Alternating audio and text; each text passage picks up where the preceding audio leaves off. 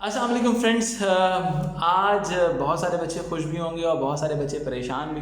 तो मैंने सोचा कि आज एक वीडियो आप लोगों के साथ बनाते हैं और जो भी हालात गुजर रहे हैं उसको थोड़ा सा आप लोगों के साथ डिस्कस करते हैं। अभी थोड़ी देर पहले फेडरल मिनिस्टर ऑफ एजुकेशन शफकत महमूद साहब ने अपनी एक प्रेस कॉन्फ्रेंस की और उन्होंने कुछ चीज़ों का ऐलान किया मौजूदा सूरत हाल को देखते हुए। हमने देखा है कि कोविड की सूरत हाल पिछले कुछ टाइम से पिछले के 1-1.5 हफ्ते से बहुत ख़तरनाक होती जा रही है। तो अभी जो गवर्नमेंट ने अनाउंस किया है उसको मैं थोड़ा सा आपके सामने प्रेजेंट कर लेता हूँ और फिर मैं कुछ अपना एनालिसिस आपके साथ शेयर करूँगा। मैं ये वीडियो थोड़ी सी जल्दी में बना रहा हूँ तो शायद हो सकता है थोड़ी प्रोडक्शन क्वालिटी में इफेक्ट आ जाए, तो माजरत। पहली चीज़ जो सबसे इंपॉर्टेंट जो अनाउंसमेंट है वो ये है कि 15 जून तक कोई एग्ज़ाम्स नहीं होंगे। ठीक है, पहला अनाउंसमेंट ये दिया, फिर उसमें कुछ अमेंडमेंट हैं इस अनाउंसमेंट में, वो हम आगे डिस्कस करेंगे। 15 जून तक कोई एग्ज़ाम्स नहीं होंगे। देखिए, सबसे बड़ा प्रॉब्लम ये था कि गवर्नमेंट ऑफ पाकिस्तान के लिए कि गवर्नमेंट ऑफ पाकिस्तान कैम्ब्रिज के एग्ज़ाम्स क्यों नहीं कैंसिल कर पा रही थी। ठीक है, इसकी वजह ये थी कि भाई सिंपल सी एक रीज़न थी। वो रीज़न ये थी कि गवर्नमेंट ऑफ पाकिस्तान अपने एग्ज़ाम्स कंडक्ट करना चाह रही थी। ठीक है, अगर वो अपने एग्ज़ाम्स अपने लोकल बोर्ड के एग्ज़ाम कंडक्ट कर रही थी तो उसके लिए कैसे ये मुमकिन था कि वो किसी इंटरनेशनल बोर्ड को ये कहे कि हम तो अपने एग्ज़ाम्स कंडक्ट करेंगे लेकिन हम आपके एग्ज़ाम्स कंडक्ट नहीं होने देंगे। लेकिन अभी मौजूदा सूरत हाल में गवर्नमेंट ने अनाउंस किया कि हम अपने 9, 10, 11, 12 के जो लोकल बोर्ड के एग्ज़ाम हैं वो भी 15 जून के बाद लेंगे। यानी कि मोस्ट प्रॉब्ली उन्होंने कहा कि हम ये जुलाई और अगस्त तक एग्ज़ाम्स जाएंगे। सबसे ख़तरनाक बात यह है कि शायद अगला सेशन काफ़ी ज़्यादा डिस्टर्ब होगा बहुत सारे मसाइल के साथ। आगे बात करते हैं, इस चीज़ को थोड़ा सा डिस्कस करते हैं कि उन्होंने आगे ये कहा कि जो ONA लेवल्स के एग्ज़ाम्स हैं वो भी कंटिन्यू नहीं हो पाएंगे। इसकी वजह ये है कि बहुत सारे लोगों ने जिसे मेंशन किया था कि SOPs की खिलाफ वर्जी वेन्यूज़ के बाहर देखने में आई थी और बहुत सारे मसाइल थे। तो और ये भी काफ़ी हद तक अनसेफ थी ये बात कि एग्ज़ाम्स को कंडक्ट किया जाए। लेकिन प्रॉब्लम यही थी कि उन बच्चों को एक्सपेक्टेड ग्रेड नहीं दिया जा सकता। ठीक है, क्योंकि पिछला ग्रेड अवेलेबल नहीं है। अगर आप ये बारे में और जानना चाहते हैं तो मेरी इससे पहले वाली कुछ वीडियोज़ मैंने शेयर की थी, तो उसमें आप समझ सकते हैं कि एक्सपेक्टेड ग्रेड क्यों नहीं दिया जा सकता है इन बच्चों को।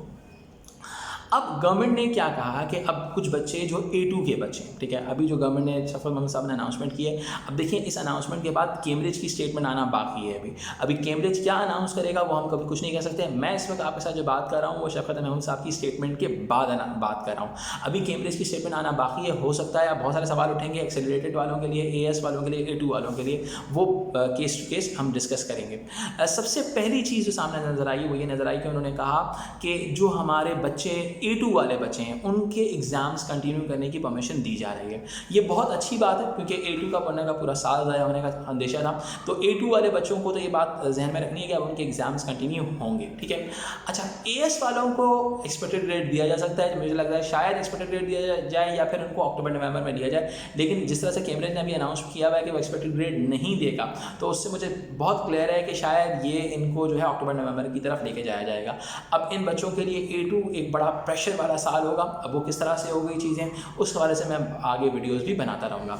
अब इसके अलावा एक्सेलरेटेड, देखिए एक्सेलरेटेड की बात होना बाकी। एक्सेलरेटेड वाले भी ये वो बच्चे हैं जिनका अगला साल इफेक्ट हो सकता है क्योंकि इन्होंने भी आगे यूनिवर्सिटी में जाना था।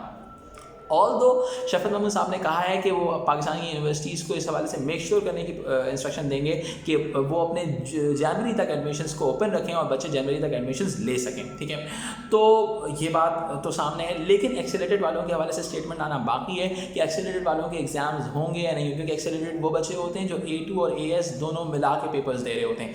A2 को तो इन्होंने परमिट कर दिया है। अब सवाल ये है कि AS के जो पेपर्स हैं उनके होंगे या नहीं होंगे। मुझे लगता है कि एक्सेलरेटेड को शायद परमिशन अलॉट हो जाए, जो कि बहुत ज़रूरी नज़र आता है। ठीक है, तो अपना बहुत ख्याल रखिएगा। अपनी क्यूरीज़ को मेरे कमेंट्स में लिख सकते हैं। आप बिल्कुल सोच रहे होंगे कि मेरी स्टेटमेंट चेंज हो गई है। देखिए, वक्त के साथ साथ तब्दीली हो जाती है और ये जो एग्ज़ाम्स का आगे बढ़ना है, ये मैं जो कुछ चीज़ों को आगे देख रहा हूँ ये बड़ा ख़तरनाक हो सकता है। हमारा AS वाले बच्चों का A2 का साल काफ़ी ज़्यादा इफेक्ट होगा इसकी वजह से। ठीक है, मैं आप लोगों से एक जो आखिरी रिक्वेस्ट करूँगा वो ये करूँगा कि भाई अपनी पढ़ाई को छोड़िएगा नहीं। ठीक है, वरना आपके लिए बहुत ही मसला हो जाएगा आगे जाके अगर आप 1-2 महीने का गैप लेने के बाद करेंगे, क्योंकि अक्टूबर नवंबर के एग्ज़ाम्स मोस्ट प्रॉब्ली अक्टूबर मिड से स्टार्ट हो जाएंगे। तो आपके पास अगर आप ये सोच रहे हैं कि हम पढ़ाई छोड़ देंगे फिर दोबारा रिकंटिन्यू करेंगे तो बड़ा मुश्किल हो जाएगा।